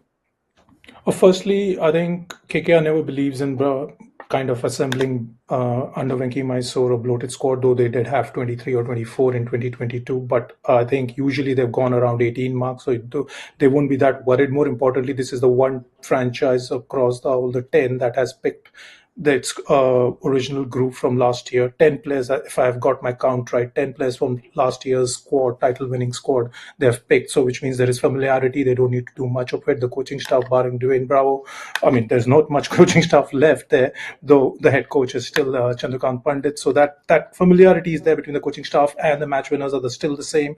You've got probably, I think, if there is a new faces like Andrik Nokia plus QDK and QDK, Andrik Nokia and Rovman. I guess Rovman is also looked at. Probably will he do an impact player role? I'm kind of looking at him as an impact player probably. So unless there's somebody else, but where QDK plays is one question. At some point we will later in the afternoon we should talk about. Yeah, I mean they do have Sunil Narayan already over there. Venki Iyer too, right? We will come to that a little later. There's still another accelerated round. Sriram, very quickly, the Lucknow Super Giants. Some statement. Rishabh Pant at 27 to partner with Nicholas Puran, David Miller, lots of left-hand power hitters there. And an Indian fast bowling contingent, like you rightly point out. What do they still need? They have 6.85 crore. It's a squad size of 13, and there are still 4 overseas slots left, and there isn't a single overseas bowler. Yeah, there's still no overseas bowler. They missed Bhuvneshwar Kumar, which means that they missed out on a leader of the bowling attack, so they still need a leader. Avesh Khan and Akash Deep are very good, but they still don't have that experience of, carrying a bowling attack on their shoulder, and they need an Indian opener. So if Mitch Marsh is going at the top, there is an Indian opener vacancy spot. I don't know who, and they have their eyes set on Priyan Sharia, the left-handed player from Delhi, who's scoring hundreds, peeling off hundreds. Vijay Dahiya has gone there, and I know he rates him very, very high. Okay, let's go to our next team, shall we? And quickly summarize what potentially the Sunrisers Hyderabad need going into the final round. They did a lot of their work yesterday. They still have that 5 crore remaining purse. Not a lot. 13 players bought so far, Tom Moody. 4 overseas buys only. And as we look at that team, strong retained core. Shami and Harshal added. Ishan Kishan, Chahar and Zampa as an Indian and overseas leggy. And Abhinav Manohar and Simarjeet Singh along with Atharva Taide, some domestic players to add to that squad. What do they still need with just that 5 crore and 4 overseas slots left? What's priority? Yeah, look, they're looking or shaping up very, very nicely. A little bit surprised that they actually went for Ishan Kishan yesterday at the price that they did, given that they spent so much in their retention. Now they've only got just over a tick over 5 crore. They've got some work to do. I think they need an overseas pace bowler to back up the captain, Pat Cummins, and also potentially an overseas all-rounder as an option just to give them that flexibility which they've had in the past. But most boxes ticked, but still some work to do, and they'll be certainly hoping they'll be coming at a cheap price given they've only got just over 5 crore. Yeah, I mean, I can't possibly see them filling up their 4 overseas slots unless And they go they also need a backup for Mohammad Shami. They do. I mean, unless you think Simarjeet is potentially in that. But yeah, I think there aren't a lot of options there. Shardul Thakur might be somebody they could look at. Right, we'll come to that. Let's quickly run through the others as well, please. Punjab Kings now, right? Let's try and break down the Punjab story. They've been busy both yesterday and today. Adi, just you can run through this and what's still remaining. You said it's one of the best looking squads so far. Jansen, Inglis, Ferguson, Stoinis, Maxwell overseas, and they did do a lot of Indian squad building yesterday. It's the best looking Punjab team. The best looking Punjab team. Okay, fine. So I think they've probably got their bases covered. I think Josh English is quite flexible, so he can be a backup opener to Stoinis or open as well. They probably will want to buy one more overseas fast bowler, and they'll need a cover for Maxwell also. They do not. So I think they've got their keeping bases covered. They will need a backup for Chahal. So there's a backup for Chahal, there's a backup overseas fast bowler, and Maxwell. I think these three will be their primary targets. And they've still got a decent purse of 10.9. So that massive purse they went into it, they're still saving a little bit for that final round. 15 players bought, 3 overseas slots left. Let's go to the Rajasthan Royals. Nagaraj, break this one down. High batting core that was retained. Therefore, a lot of bowling was invested in yesterday. Jofra Archer, Tikshana, Hasaranga, Madwal and Kumar Karthike. And today, Nitish Rana and Tushar Deshpande. They have 4 overseas slots still to play with and a balance purse of 6.65 crore. What do they still need? I think an overseas fast bowler surely to also as not just as a backup but also to kind of bolster the bowling lineup. I just feel that their fast bowling lineup still on the overseas front is thin. Also, they have lost Rovman Powell. They only have right now Shimron Hetmyer, who's, as we know, in the past has not played all the matches. Though now that he has been retained, you would expect him to play. So who is the other power hitting batter? They're low order. If you look at it outside of the Indian names, and then you take Hitmyer, there's nobody stands out. They are obviously looking at Hasaranga also to kind of play a cameo kind of a role, but is he like going to be capable of doing that? So all throughout the season is a big question mark. Tikshana clearly will be substituted by an impact player, you would think. So yeah, I mean, Nitish Rana will play the top order role. So I think though batting and one lower order batter, whether it be all-rounder and an overseas fast bowler, is I think still they need to still look out for. All right. There's some fun that's being had at the Saudi Arabia auction venue where Akash Ambani is addressing the press and joked about the uncapped keeper that he missed out on, MS Dhoni or Ishan Kishan. They were talking about that. But anyway, let's move to the next team and let's talk about the Mumbai Indians, shall we? Tom, break this one down. Just picked up Ghazanfar and Deepak Chahar today along with Ryan Rickleton at base price. Trent Bolt yesterday for big money. Otherwise, that retained core just screams of competence. But they still have a little bit of squad building to do. 12 players only, the second smallest squad as things stand after RCB, and 11 crore going into the accelerated round. What's the priority? Well, you know, they have been quiet leading into this auction. We're sort of waiting for them to sort of crack the whip. And they've started to do it now, and it's starting to take shape. I think they'll be happy with Chahar, the pickup. With that, Ghazanfar also a good pick because the real point of difference that he offers, they obviously need another overseas bowler, if not 2 overseas bowlers, because you could easily see one of them definitely playing in their 11, and they probably want one on the bench just for cover. So they've got some work still to do, but they've got a reasonable purse to be able to do it. And obviously they'll pick up a few domestic sort of project players that they have their eye on, and Mumbai out of most of the franchise probably at the best when it comes to recruitment and scouting, so you can guarantee they've got a couple of hidden gems. Okay, and yes, they are the second smallest squad. RCB are the smallest, 11 so far. Sriram, still some work to do, I guess. You want a squad of at least 17, 18 players. Their purse left is decent, healthy, 14.15 crore. You spoke of the potential one-dimensional nature of the fast bowling. Hazelwood, Bhuvneshwar Kumar and Yash Dayal, who was retained. There is Rasik Salamdar there. I wonder if he's enough or they need more for death bowling. But what do they need going into the accelerated round? And only 3 overseas slots filled up so far. Yeah, they went hard for Ghazanfar. They didn't get him, so they need a spinner for sure. Suyash Sharma is the only spinner that they've got. Whether they'll RTM Will Jacks, who's yet to come, we'll have to wait and see. So that's an overseas slot that they have. So yeah, they need a spinner and they need some more fast bowling cover for Hazelwood.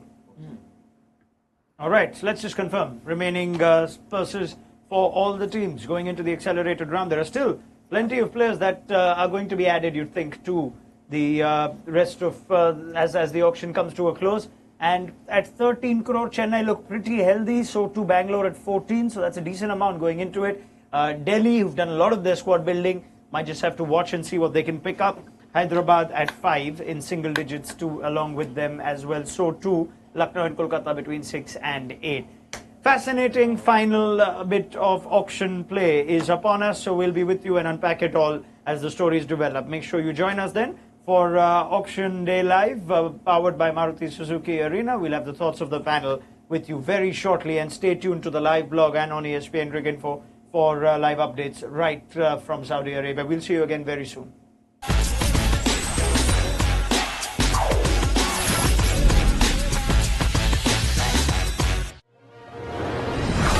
Presenting the dazzling new Desire, the best and beyond.